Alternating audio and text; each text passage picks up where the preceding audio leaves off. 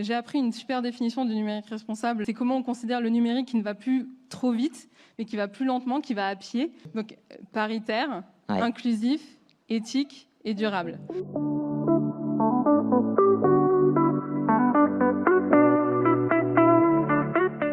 Le contexte national est là pour aussi nous aider à prendre conscience. Au sein de la collectivité, on s'est dit, OK, faut commencer le travail en interne.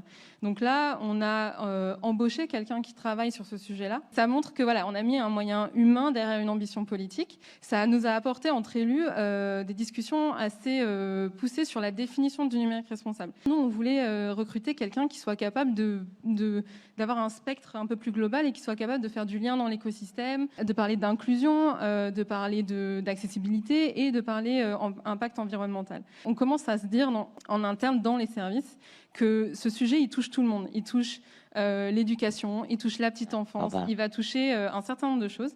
Et en fait, on a commencé concrètement à faire des ateliers prospectifs en interne, réunir des élus et se dire, OK, collectivement, qu'est-ce qu'on va faire? Parce qu'on va faire un schéma directeur du numérique responsable.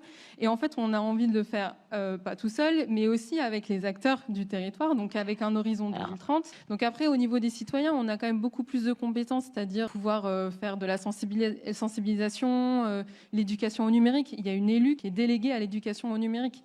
Donc c'est au numérique dans les pratiques, mais c'est aussi au numérique dans l'analyse critique des informations. Il y a vraiment ce côté aussi autour du média. Donc comment est-ce que j'analyse ce que je vois sur mon smartphone comme info, etc. Quand je vois les actions qui sont menées sur le zéro déchet, donc qui sont sur un autre sujet que le numérique, il y a des actions de sensibilisation qui sont faites envers les citoyens sur ces comportements du quotidien.